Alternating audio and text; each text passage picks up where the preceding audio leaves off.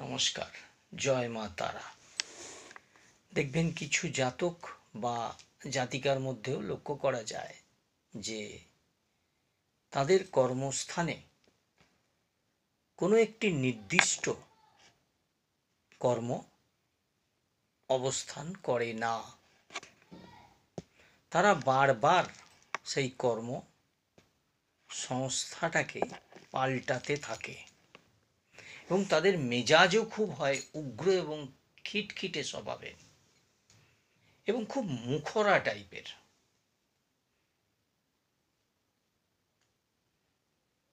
এদের আয় উন্নতি হলেও এরা সেই আয় উন্নতিটাকে ধরে রাখতে পারে না বা সঞ্চয়ী হতে পারে না।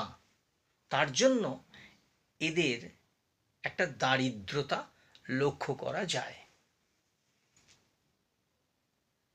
এই সকল ব্যক্তির তাদের নিজের কোনো ঠিক ঠিকানাও থাকে না। যা কিছু করে এরা যা কিছু করে একটা মেজাজ নিয়ে করে, যার জন্যই এদের অনেকটাই জীবনের উন্নতির দিক থেকে পিছনে পড়ে থাকতে হয়। মাঝে মধ্যেই এরা হতাশগ্রস্ত হয়ে পড়ে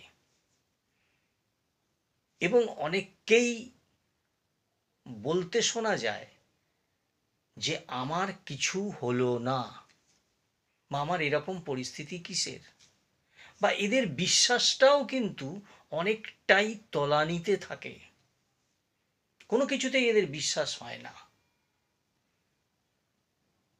তাহলে এইরূপ পরিস্থিতিটা কিভাবে তৈরি হয়? দেখা গেছে জন্মকুণ্ডলিতে যদি কর্কটক কালসর্প যোগ দেখতে পাওয়া যায়, অষ্টম ভাবে যদি রাহু অবস্থান করে এবং দ্বিতীয় ভাবে যদি কেতু অবস্থান করে এবং আর বাকি গ্রহগুলো বাকি গ্রহগুলো যদি এই দুটি গ্রহের ডান দিকে অবস্থান করে, তাহলে কিন্তু এই কর্কটক কালসর্প যোগটি দেখতে পাওয়া যায় আর ওই ফলগুলো সে পেতে থাকে এবং জীবনের উন্নতির ধারা তার বজায় থাকে না। তাই অবশ্যই এর নিরাময় করুন, নচেত কিন্তু আগামী দিন এই যোগের জন্য মহা অসুবিধায় পড়ে যেতে পারেন। নমস্কার।